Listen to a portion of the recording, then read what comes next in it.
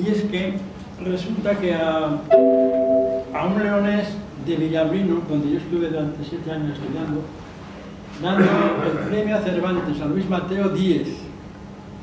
Por lo tanto, es un leonés de pura cepa y que estaba muy influido por el Filandón, o casualidad, y por ahí empezó a escribir.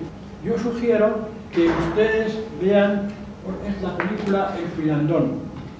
En esa película aparecen 5 escritores leoneses, claro. Aquí todo es león. Entonces, 5 escritores leoneses que todos fueron o son importantísimos. Hay uno que es Luis Mateo Díez, que es con el que empieza la película. Luego está Julio Llamazares.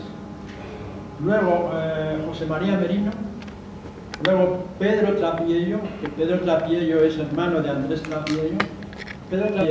Y otro gran ilustre de la narrativa, que se llamaba Antonio Pereira. Antonio, aquí tiene la esencia del Filandón. Un Filandón es en esencia, digamos, si quiere uno pensar culturalmente qué imagen hay que tener cuando se habla del Filandón, es de una serie de personas alrededor de la lumbre como centro fundamental. Y alrededor de la lumbre, cada uno cuenta su historia. Empezamos con el Filandón de esta tarde. Buenas tardes a todas y todos. Ojo, ten cuidado con los sueños. Nunca dejes de tener sueños. Mientras tengas sueños, tienes posibilidad de hacer realidades. Y todo el mundo hemos visto, a lo mejor incluso 2 o 3 veces, la película de Memorias de África. Y entonces es un seudónimo de una escritora, una señora, que se llama Karen Blixen. Karen Blixen, efectivamente, fue una mujer de Dinamarca, nació en Dinamarca. Dinamarca es un país que tiene 6 millones de habitantes ahora mismo. Y es un país de islas, 407 islas tiene, de las cuales solo están habitadas 79. Karen Blixen nació en el año 1885, el 17 de abril, y murió el día 7 de septiembre de 1962. Tenía 77 años.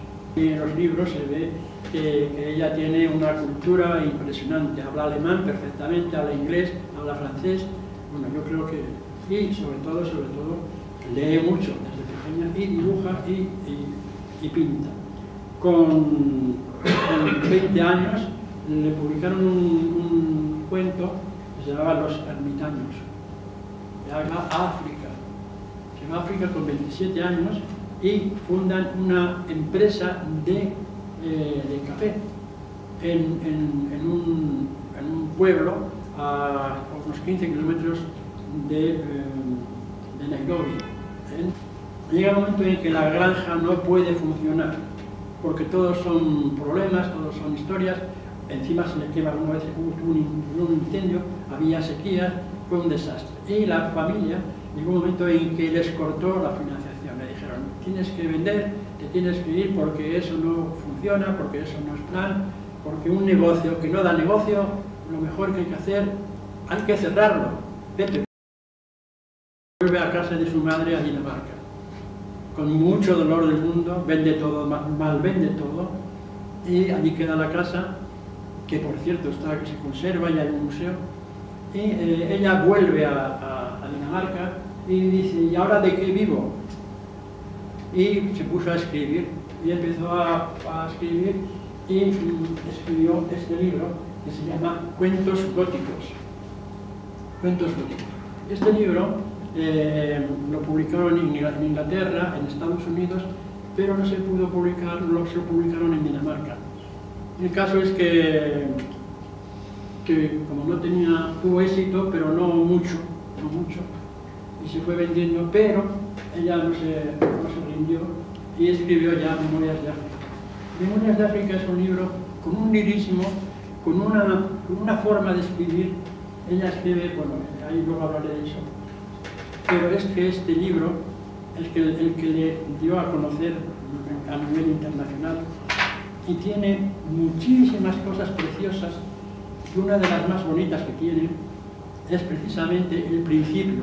Los libros, los grandes libros, se caracterizan por tener una primera frase. La primera frase. Los libros hay hay muchas cosas importantes, evidentemente todo el libro es importante, todo es importante.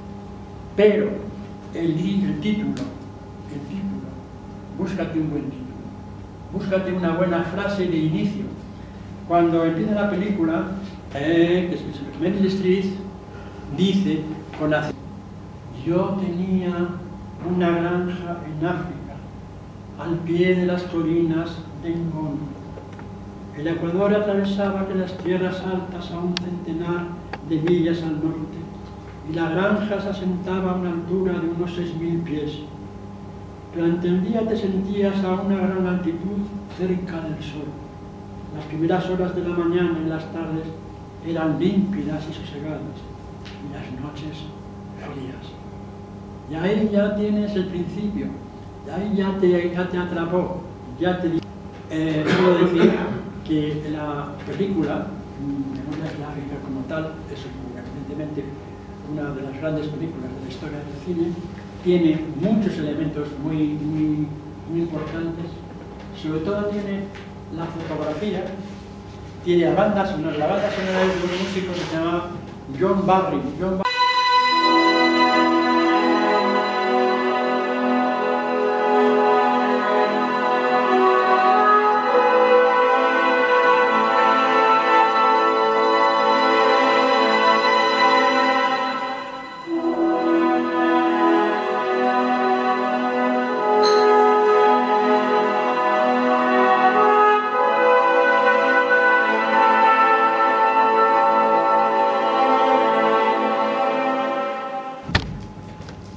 Aunque yo sé una canción de África, pensaba, de la jirafa y la luna nunca nueva africana tendida de espaldas, de los arados en los campos y de los rostros generosos de los recolectores de café.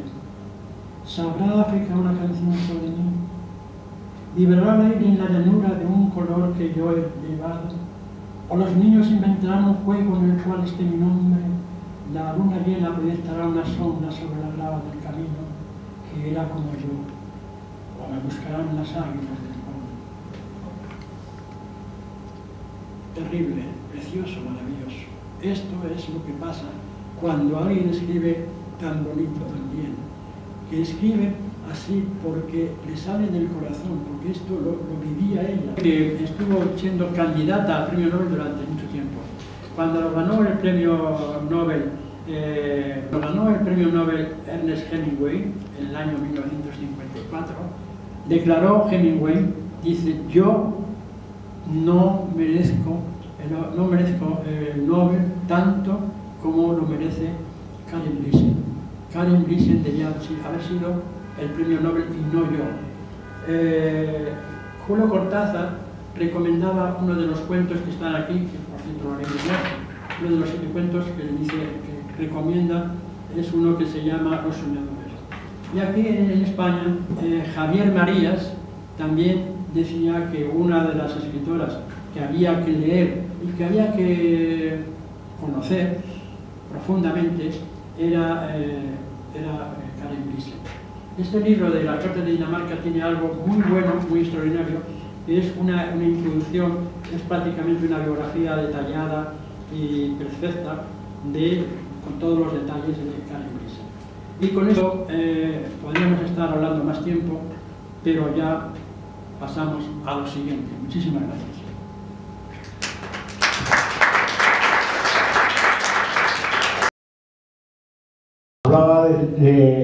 Hablaba, digamos, en el mes de mayo, junio, de Hércules Poirot y Agatha Christie, luego de Maigret, que hablamos en octubre, perdón, y ahora vamos a hablar de Dashiell Hammett, que es el autor de Sam Spade y de otros textos.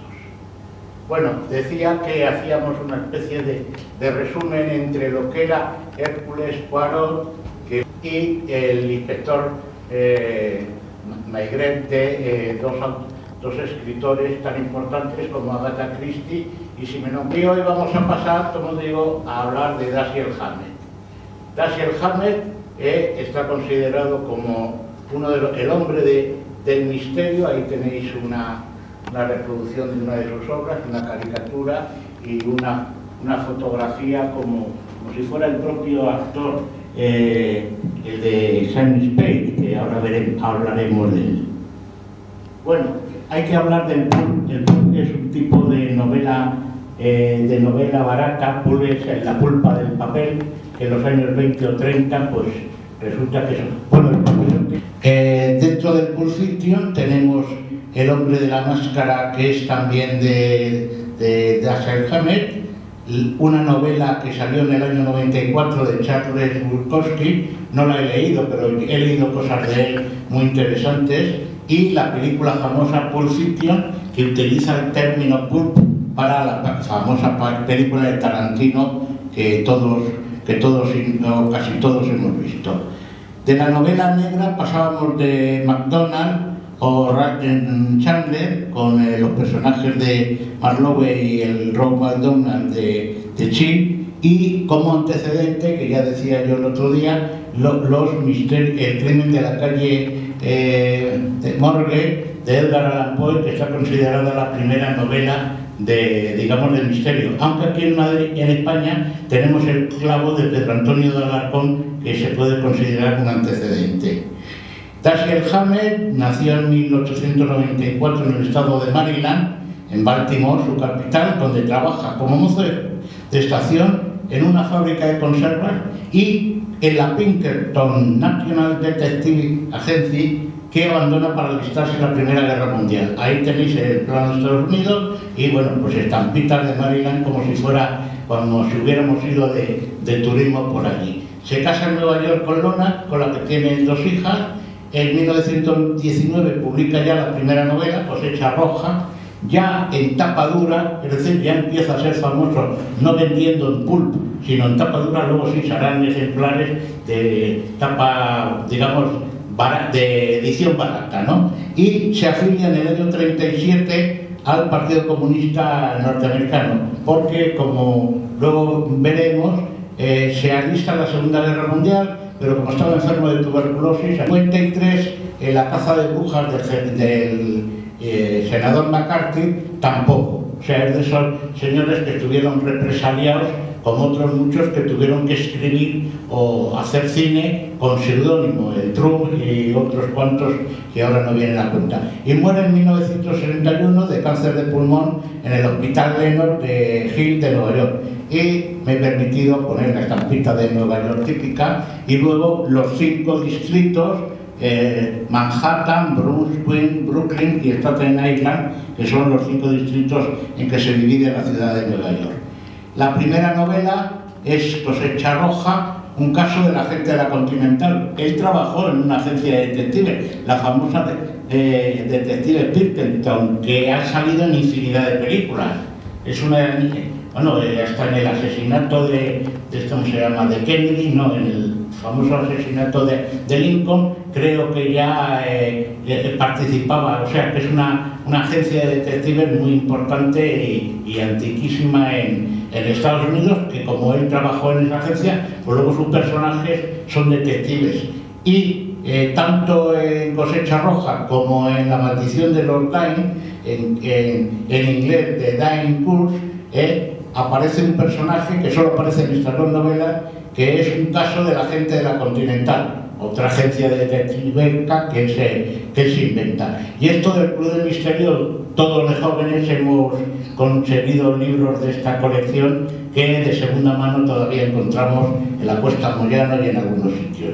Bueno, en la serie Simon Spade se hicieron varias películas. Una se llama solo El halcón, otra El halcón maltés, pero demasiado han vivido, solo pueden colgarte una vez, y un tal Simon Spade, y una precuela escrita y producida en 2009 que se llama Spade and Archer, de un tal Joe Gores, porque Archer es el socio de Simon Spade, que muere en la película del halcón maltés, y luego, por lo tanto, él se ve implicado tiene que resolver el caso de la muerte de su compañero de oficio. San Spade, como digo, John Huston en la famosa película la pusieron, o casualidad que dice el amigo Evaristo, la han puesto este mismo mes en televisión, yo la he vuelto a ver, con un guión y dirección de John Huston, con Humphrey Bogart como el propio detective, Lee Patrick de Effie, que es el papel de su secretaria, Peter Lorre, que lo tenéis aquí ahora.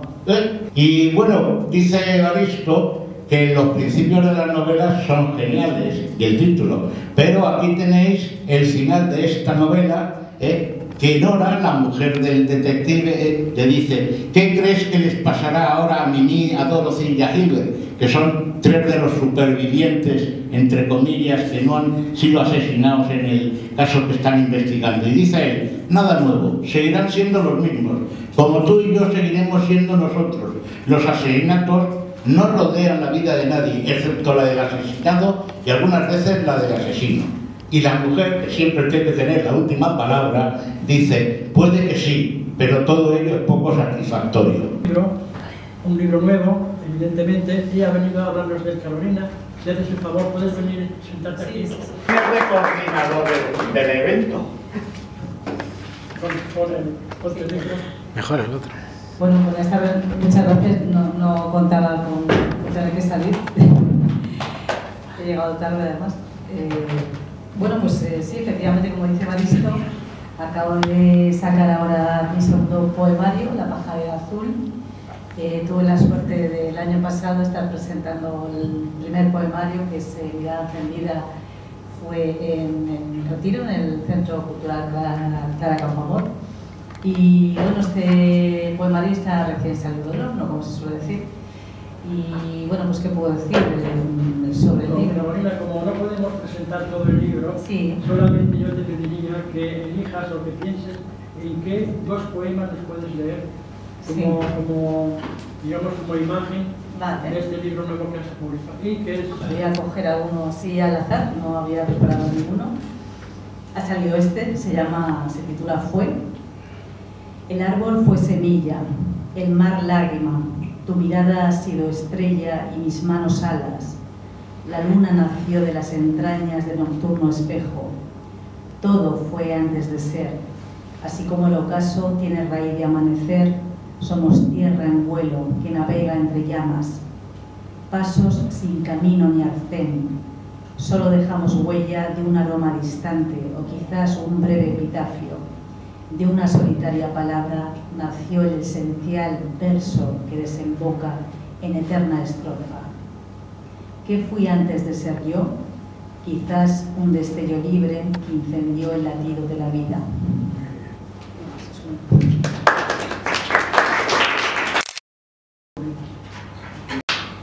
Se titula Días y momentos. Hay días para desmayarse sobre el pecado sin culpa, para enredarse en la guarida del invierno y huir de las garras del dolor. Los hay en los que intuyo tu sonrisa entre sombras y otros en que se corta la respiración con el zarpazo del miedo. Pero sé que siempre regresarán las alas de la gratitud a rescatarme. Hay días para hallar la bendición en la alegría de segundos en blanco sobre fondo azul. Momentos para las lágrimas en compañía de triste luna de verano, o para volar con una gaviota en gris cielo de ciudad sin mar. Días siempre distintos con su propio aroma, huella, sendero e impronta, que siempre quiero respirar en profundidad. Bueno, pues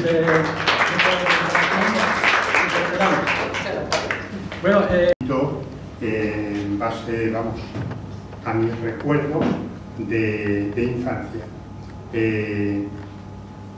Una pregunta, ¿usted de dónde es? Soy de Zaragoza. ¿De Zaragoza capital? Sí. O sea, que usted vivió la infancia en Zaragoza capital. Exacto. Entonces, es muy importante saber si nació en Zaragoza capital o si nació en un pueblo pequeño o grande. En un pueblecito pequeño, pero que ahora es un barrio de Zaragoza. Ha sido integrado, digamos. Sí, en ese sentido, bueno, es una una cosa muy local y muy familiar. El origen de tanto el tomo 1, que se refiere a la infancia, como este 2, que es la adolescencia, tengo en previsión hacer la juventud ya veremos cuánto tiempo. Entonces diríamos que tiene 4 libros para... 3. 4.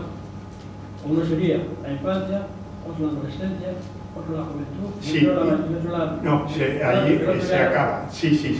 Se acaba en la juventud. ¿El otro no lo quiere escribir? No, vamos, no tengo interés porque me costaría mucho y Pero el último es a lo mejor el mejor porque es el que más consciente tiene. en mis planes está escribir, después de la juventud, empezar a escribir fantasías, porque quiero cambiar el tono. O sea, de hecho, estos 3 primeros tienen un sentido pedagógico de cara a la familia. Por ejemplo, este lo presenté en el pueblo donde nació mi padre, Samiñánigo Alto, porque en la adolescencia yo fui a pasar allí varios veranos y me dan juego en algunos capítulos, ¿no? Y entonces junté allí a 40 entre primos y conocidos, ¿no? Que les pareció interesante y bueno, espero ahora recibir críticas de ellos, ¿no? Pero vaya, eso es una parte de este libro y tiene en ese sentido un carácter pedagógico de cara a mis hijas y a mis nietos, porque es una cosa que nunca se habla de la historia tría, más que las batallitas, ¿no? Y entonces yo aquí intento no poner batallitas, ¿no? Pero recoger el ambiente. O sea, por ejemplo, en el tomo 1 de la infancia, yo viví en un barrio que ahora ya no existe en Zaragoza, porque fruto del desarrollo industrial fue arrasado totalmente, ¿no? Estaba en el camino de Cogullada, que era un camino que estaba lleno de campos, ¿no?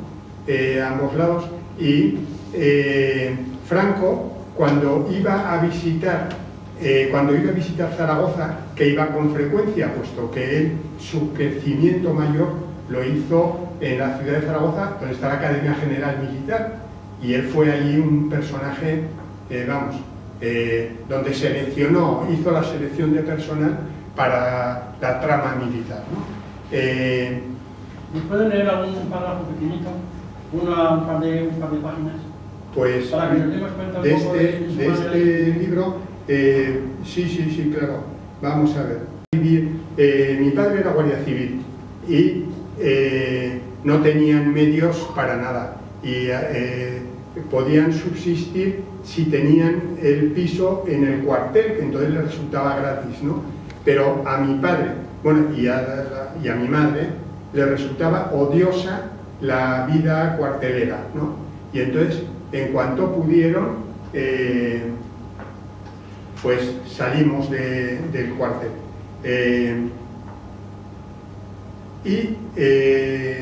Al principio estábamos en este barrio de Cogullada, donde no había ningún servicio, teníamos una escuela municipal y luego, bueno, la carretera de Cogullada por la que se llegaba a campos y se marcaban mucho las estaciones de la producción, de la recolección, etcétera, ¿no? Pero aquí, digo, es difícil destacar un solo factor como el principal en este año turbulento. Es el año 59 en el que nos trasladamos del barrio de Cogullada al centro de Zaragoza. Mis padres hacen el supuesto de que van a instalar en el piso nuevo que se pueden agenciar, que es grande, una pensión, ¿no? Y entonces, bueno, pues hay un cambio allí profundo, ¿no?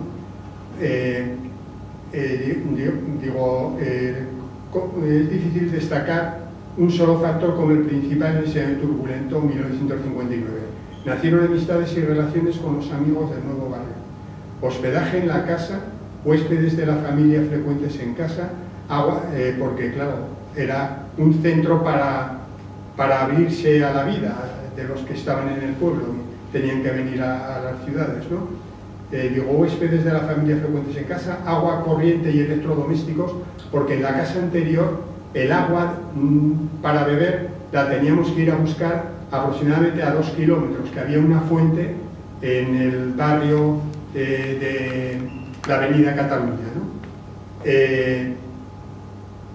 Agua corriente y electrodomésticos novedosos para manejar desplazamientos por Zaragoza que necesitaban de unas condiciones de orientación que nada tenían que ver con los movimientos en el campo. Acostumbrarse a una enseñanza notablemente distinta de la vivida hasta ese momento, incluyendo un cambio de ubicación que hubo en el instituto al que nos dirigimos. Vayamos por partes, tanto en este como en los siguientes capítulos.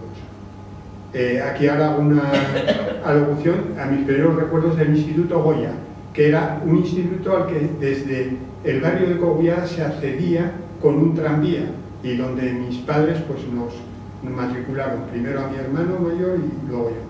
Mis primeros recuerdos del Goya proceden de los últimos meses en que estuvo en la Plaza de la Magdalena, en el edificio de la antigua Universidad de Zaragoza.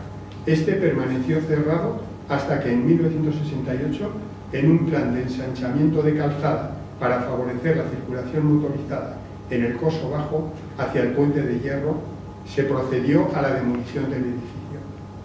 Bueno. Sí, se ve que es un libro de memoria donde usted tampoco se involucra mucho. O sea, usted ahí no aparece todavía, no habla de sus sensaciones, no habla de... En otros momentos sí.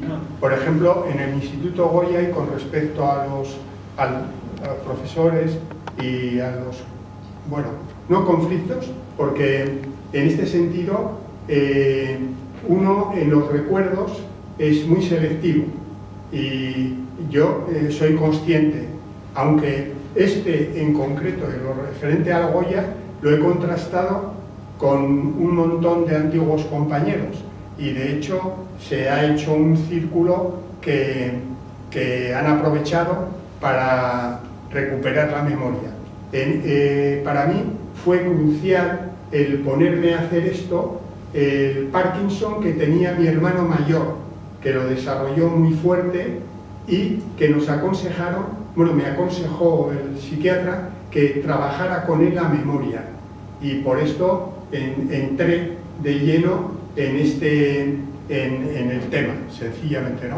Pero luego un poco me atrapó, porque un recuerdo te abre otro. Bueno, he recuperado a antiguos conocidos a partir de mi hermano y bueno, pues nos ha servido para llevar diálogos y...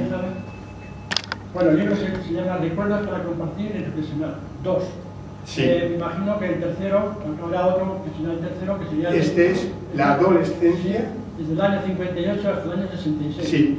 José Ramón Viescas Ferrer, ese es usted. Sí. Y bueno, pues evidentemente cada vez que se escribe un libro es un éxito para el que lo escribe. Así que enhorabuena por haberlo escrito. Gracias. Seguramente que aquí habrá gente que se identifique o que reconozca sí, es una cosa muy local, muy de su pueblo, muy de su barrio. Totalmente. Así que vuelvo a repetir, si hay ocasión para próximos financiadores, pueden volver, pueden traer este libro y vamos leyendo más cosas y vamos conociéndole un poco mejor. Muchísimas gracias, don José Ramón Viescas Ferrer. Gracias. Gracias.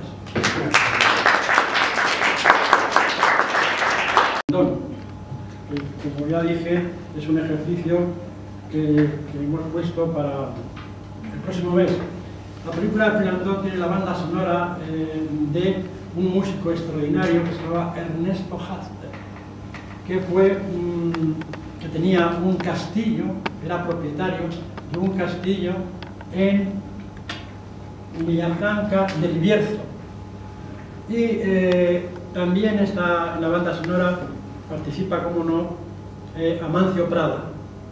Para terminar el finlandón de hoy, voy a contarles una historia que contaba, paréntesis, las historias que cuentan alguna gente se potencian por la forma que tienen de contarlas. Eso es como los chistes. Hay gente que cuenta un chiste y antes de que lo termine de contar ya se está uno riendo, ¿no? Porque lo cuenta de una forma maravillosa. Amancio Prada, en sus conciertos, habla siempre de cosas, ¿no? Y cuenta una vez esta historia. Y lo cuenta con la voz de Amancio Prada. Y dice: yo vivía en Segovia. Y en Segovia había una tienda que era un colmado, que tenía de todo, tenía botones, tenía cordeles, tenía sogas, tenía cadenas, tenía rejas de arado, tenía, yo qué sé, hiladillos, tenía madejas de lana, tenía alubias, garbanzos, tenía de todo. Y la tienda se llamaba Los Aragoneses. Los Aragoneses. Entonces Amancio Prada iba allí y le decía: hola, buenas tardes, déjeme, eran dos señores, dos hermanos, que llevan una bata azul y la tienda pues todo lleno de cosas, ¿no? Y dice: déjeme la caja de los botones. Entonces sacaba una caja así de grande, llena de botones viejos, de botones que estaban sueltos por allí, y Amancio pues cogía 4 o 5 porque yo no sé, debía coleccionar botones, una cosa muy rara. Cuando en esto que llega un señor y dice: hola, buenas tardes, mire usted, es que resulta que hace un año y medio compré una boina y resulta que me queda pequeña. Dice: bueno, hombre, pero se ha pasado ya un año y medio.